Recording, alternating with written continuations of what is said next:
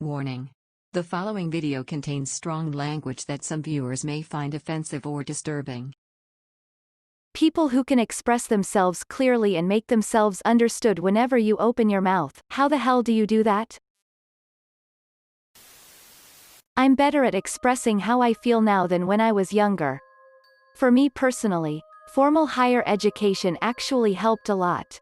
Spending multiple hours a day hearing other people discuss and express relatively complex thoughts made it easier to find ways to express my own thoughts. I was going to say, make sure you use the right words, but actually it's, make sure you use the right words for the right audience. Not everyone is at the same level of comprehension, so knowing what works for who is one huge hurdle to get over first. Read a lot. It gives people a much better command of language and a broader library of ideas to draw from when expressing their own thoughts. On the other hand, as Steve Martin said, some people have a way with words. Other people not have way. Quote.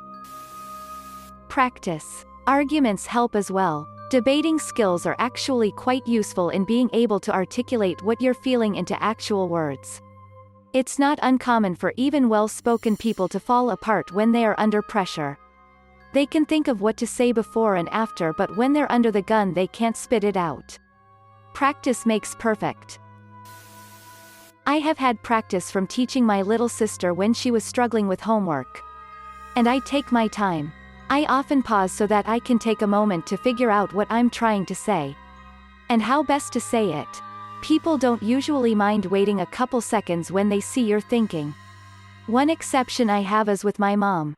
She can inject herself into anything I'm busy saying. And I used to let her just roll right over me. Now, I've prevened myself to focus on what I'm busy saying. And try and half-shout my thoughts over her interruption. When she sees that I'm not going to give her control of the conversation, she stops and listens. Also, breaking things up into digestible chunks helps with getting a message across clearly. Imagine if this comment had no spaces between paragraphs. It would read like a muddled mess. That's another problem with my mom. She will give you multiple instructions quickly and in one sentence. And half the time I never fully hear everything she has to say. I'm not sure how scientific this is. But I like to think that your memory has little slots. If you tell someone something, a fact or instruction or anything else, their brain fits this information into a slot. Once it's done, then you can give it more information to put in the next slot and so on. If you say things too fast, their brain can't collect information fast enough. And information gets lost and forgotten. This is just a way of thinking for me. And I'm only 15, so I'm not sure how accurate it will be. Also, leave short gaps in between things you are saying. This gives people a chance to ask questions and, if it's an argument, make a counter-argument. So my tips are, greater than practice, take your time, break up your information into digestible chunks greater than if people try to interrupt while you're speaking. Try to learn to steamroll over them greater than leave places for interruption. So that it's a conversation instead of a lecture. Read a lot, especially nonfiction. No one is born articulate. As with everything, you learn from seeing good examples of other people explaining themselves clearly. Bad examples also help you see what not to do. We've all read muddled articles and had that one professor who can speak for an hour and not get a single point across. Explain something the way you would want it explained to you. Edit, yes of course. You have to give leeway for you knowing more than the others. It is also more along the lines putting yourself in the other person's shoes and then looking at the question retrospectively. The idea will not be to blow your own horn, but to help someone else understand in a way that you would want to understand. Were you at the stage they are at? Not trying to sound like a pedantic douche. But a lot of times I have to simplify what I mean because someone else wouldn't understand it the same way. It happens a lot at work because some of my coworkers are dumb as hell. You need to understand your audience. There's no one-size-fits-all for expressing a point no matter how smart you are.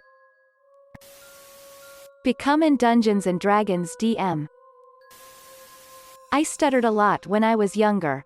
I usually think the sentence in my head before saying it. I have a stutter, and I literally cannot keep from stuttering if what I am saying is scripted. When we answer the phone at work, everything we say is scripted, and I always stumble over the words. It's a blessing and a curse, because I now no longer answer the phone as frequently, but I have to do most of the other things my coworkers are unwilling to do.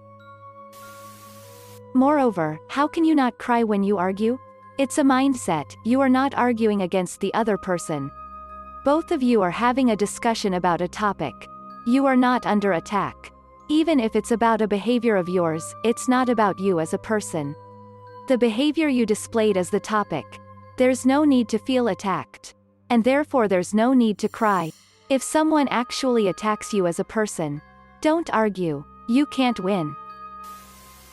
I engage only in subjects I'm familiar with. Keep everything short and direct. I don't know why it's taken so long for someone to say this. All you need to do is say your point and shut up.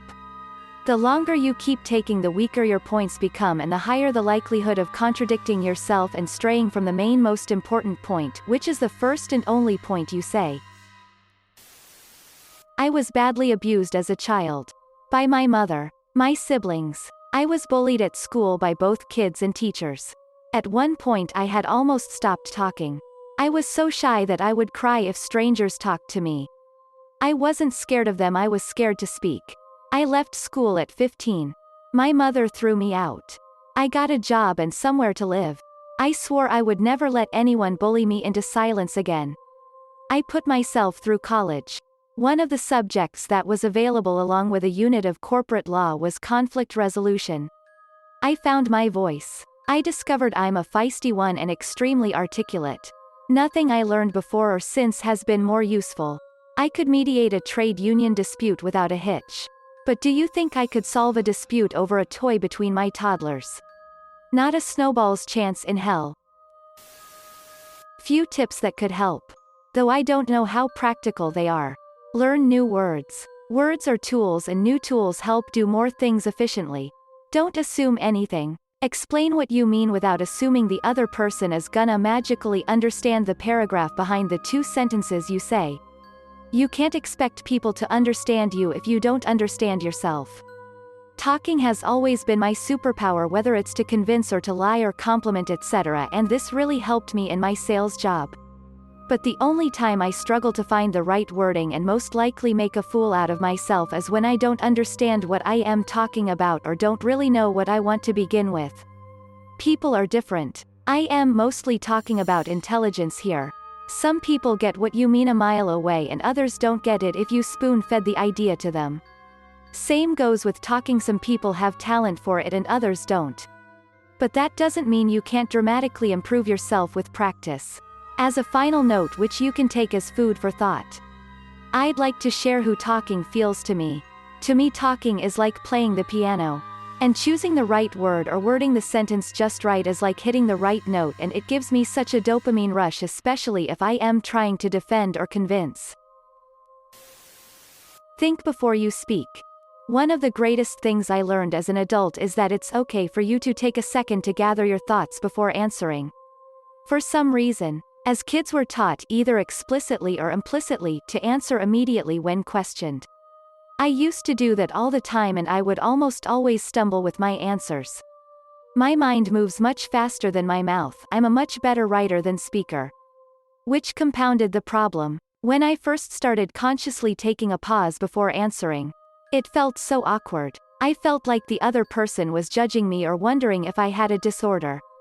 Then after doing it a few dozen times, I realized that the other people in the conversation didn't really have any different reaction to me. Now, it's an ingrained habit. You will almost never get an immediate response out of me, even when I already know what my answer is going to be. If it hasn't been said yet, read books. Preferably any type that has conversations in it. This will do you at least 2 boons. It will drastically increase your vocabulary so you can be more precise with your word choice. And by virtue of essentially giving sound to the conversation in your own head, you will be experimenting with how things sound between 2 or more people. This is a form of creative thinking and will exercise your ability to think about how other people will hear your words. Reading will also change your life in 1,000 ways that you may or may not notice. But almost always for the better. Language. Listening to people who experienced something similar to what I did. So it feels like the same perspective. But they're using words I never would have. Different people have come into my life. Or movies or shows that have been personal motivational tools. And I get hooked on how some people can express themselves. Watching and learning and taking notes on others expressing their own selves has helped me find the language and courage to do the same for myself.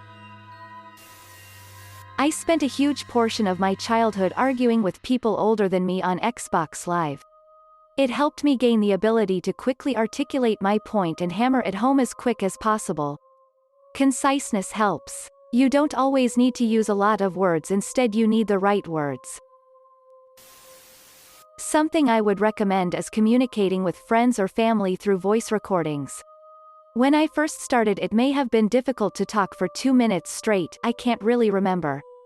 Now I can easily hit 15 minutes with clarity and have probably made hundreds of recording and listened to hundreds as well from my friends or family. It's also not bad practice to listen to your own recordings often. You will get to see how you sound, what you like about it, and what you want to improve. Non-verbal body language. Stand straight up. Or sit straight up. Use eye contact. Do not become argumentative. Be confident. Know your facts. When you know your facts, confidence will come with that. Because you are confident about your knowledge. With confidence comes proper body language. In today's day and age, people are manipulated by the slightest influence.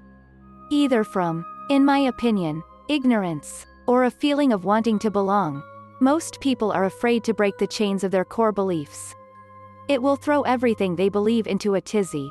Thoughts lead to feelings. Feeling lead to behavior. Behavior leads to consequence. If I am not well versed in a subject, I will not debate it. I will listen and study to learn what I can on said subject. Then I would allow myself to debate. Don't interrupt. If the other person is interrupting you, there is a good chance that they are not listening. When that happens, I shut the debate down because then it turns into a monologue.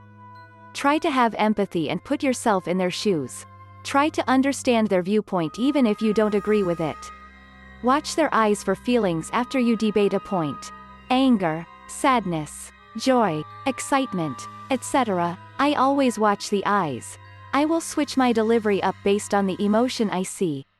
Do I need to take a different route to get to the same place with them?